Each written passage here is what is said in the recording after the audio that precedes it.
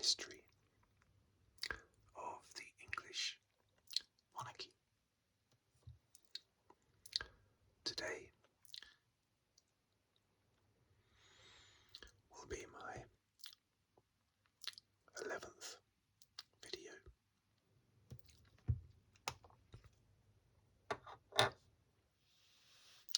The 11th monarch to rule England.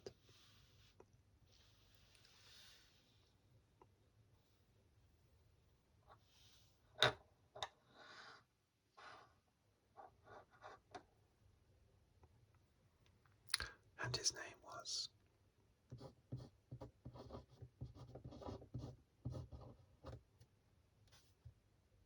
Harold, with the add-on nickname Harefoot.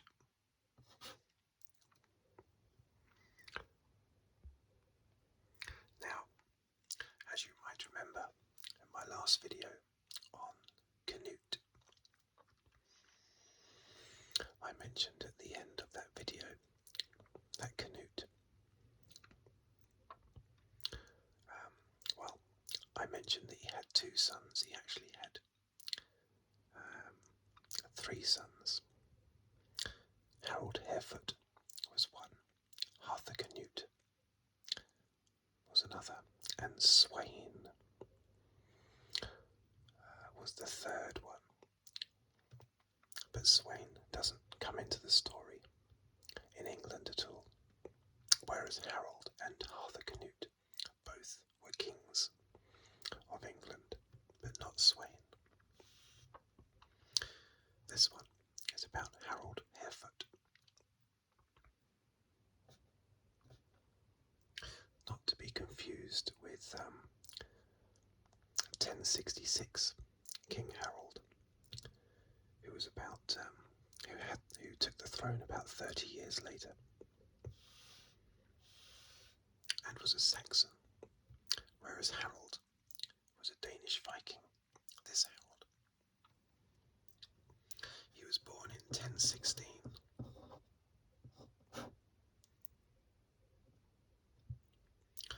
And as I said, his parents were King Canute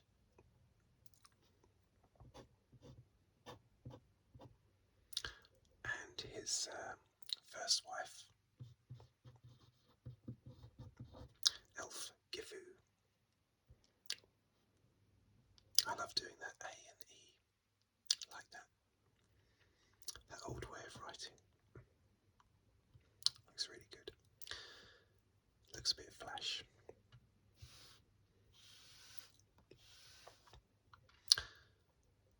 Now, when Canute died in 1035, the throne of England and Denmark passed to Harold's younger brother.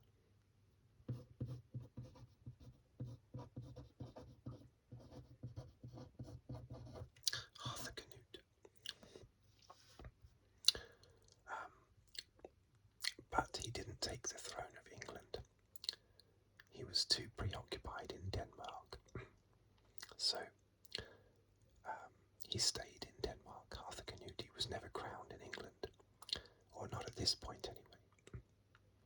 He stayed in Arthur Canute and was helping his brother Sweyn, who was the king of Norway.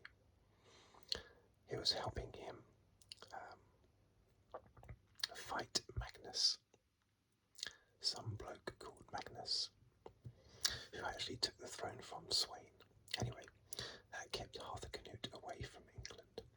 And because of that, his older brother, Harold, stayed in England and took up the regency and basically ruled as an uncrowned monarch. Now, I know what you're thinking. Why was Harold not automatically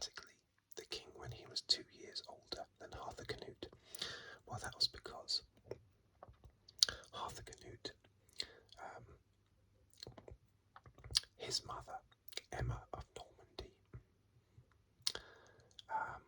the second wife of Canute. She was the existing, most recent wife when Canute died, and that gave Harthacnut a lot of power. And back in those days, you didn't inherit the throne simply because you were the older one. You mainly inherited it because you were the powerful one. And Harthacnut had more power, mainly through his mum. But anyway, Harold sort of semi-reigned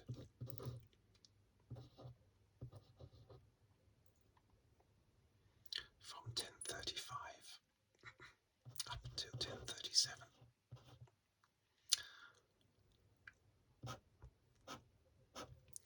Now during that time, he was not fighting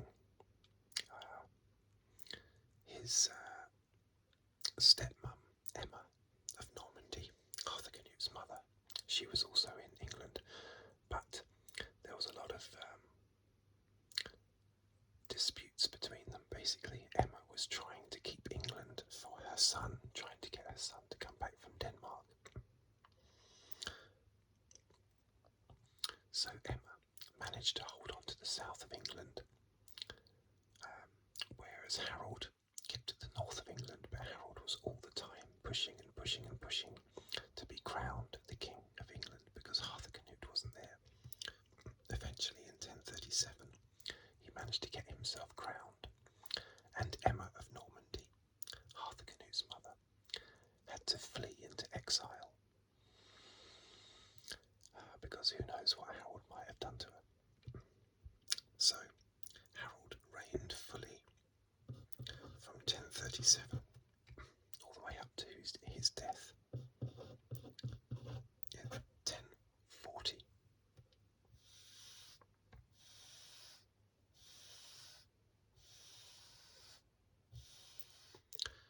That same year that Harold fully took the throne, two other sons of Emma of Normandy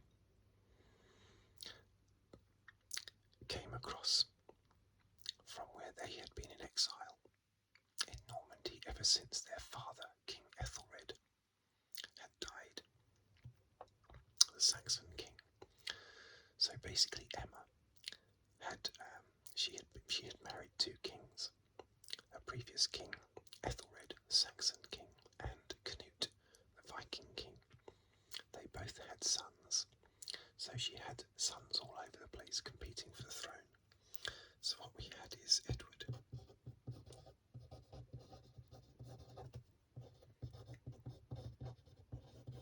and Alfred, two sons of King Ethelred and Emma. So they basically very much so had a claim to the throne. They wanted to take it off Harold. So they came across with an army of sorts. But they were betrayed by Earl Godwinson. Actually, Earl Godwin, I think he was Earl Godwin, who was a Saxon. But he betrayed Edward and Alfred to Harold. He captured Alfred and had his eyes removed. No anaesthetic, of course. Had his eyes removed, and Alfred soon after died from his wounds. Now, this may well explain why, in the future, William the Conqueror believed himself to be the rightful King of England. He always claimed that Edward the Confessor did not want King Harold, basically, to be king. Not this Harold, 1066 Harold. is Edward the Confessor. This guy here is the future King Edward the Confessor, and Earl Godwin is the father of 1066 King Harold. I'll just keep calling him 1066 King Harold. So, Edward the Confessor, Earl Godwin, the father of 1066 Harold, killed Edward's brother, Alfred. And that has made a lot of people think that there's no way Edward would have wanted Harold to succeed him as King of England. The only witness that we have that Edward the Confessor on his deathbed gave the crown to Harold is Harold himself. 1066 Harold said, "Oh yeah, Edward gave me the throne." It's just got his word for it, unfortunately. Anyway, so Edward and Alfred came across.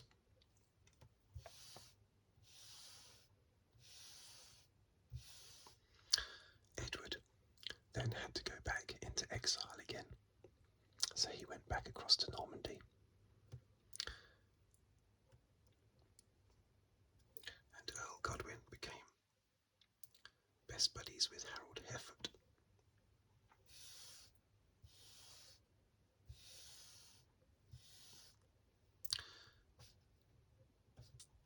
Now, we jump forward to 1040. That was the year that Harold died, and Arthur Canute was in the process of building an army to invade and take the crown off his half-brother.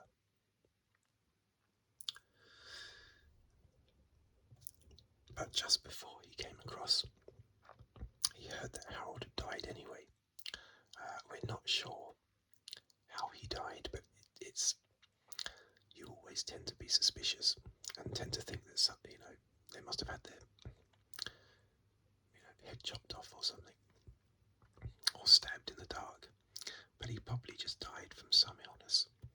Although the Saxons called pretty much every single unknown illness back then, the Saxons referred to as dying from elf shot, which basically meant you were attacked by elves. Their medical knowledge was very limited, so anything that didn't involve being killed by a sword or an axe was basically being attacked by an elf. Now he was buried with proper ceremony. King Harold Harefoot was buried with full ceremony when he died. However, Arthur Canute then turned up in 1040 and immediately dug up his half-brother. And he actually got Earl Godwin to do it. As like a punishment to Earl Godwin for supporting Harold, he got Earl Godwin to dig up, and a couple of other Harold supporters got him to dig up Harold Harefoot, and then Arthur Canute tossed his body into a fen, into swampland, basically, by the Thames. Just tossed his body. That's the only reason why he wanted to dig him up, just so that he could throw him in the trash. They were not good friends. Harold and Arthur Canute were not good friends. Both sons of Canute, remember, but with different mothers.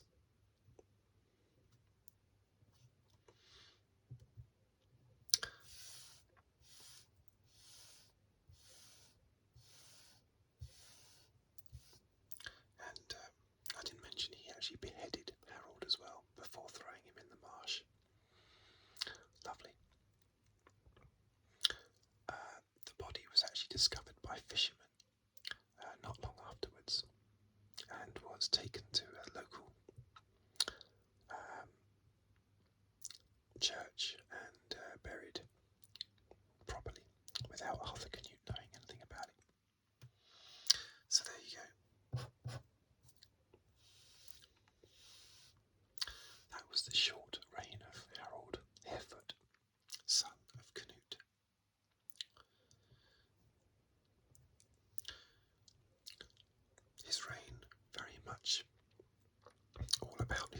battles with his half-brother, Arthur Canute, his half-brother's mother, Emma, and also Emma's two other sons by Ethelred the Unready, Edward and Alfred. Arthur Canute would be the next king of England, number 12. And then number 13 would be Edward the Confessor. An incredible survivor, Edward the Confessor. He kept coming back to England to try and take the throne, and would end up getting pushed back. He had about 6 brothers originally, and then at the time, in 1037, out of those 7 brothers, only 2 of them were left, Edward and Alfred, and then Alfred was killed. You might remember that the oldest brother of these was Edmund Ironside, a previous king, Edmund Ironside. So these are the 2 younger brothers of Edmund Ironside. Okay, in the next video I will be looking at Arthur Canute's brief reign. Most of these reigns were brief back then. Arthur Canute. Okay, thank you very much for listening. Thank you very much for watching. And I will see you on the next video. If you'd like to subscribe, please do so. And like the video as well, please.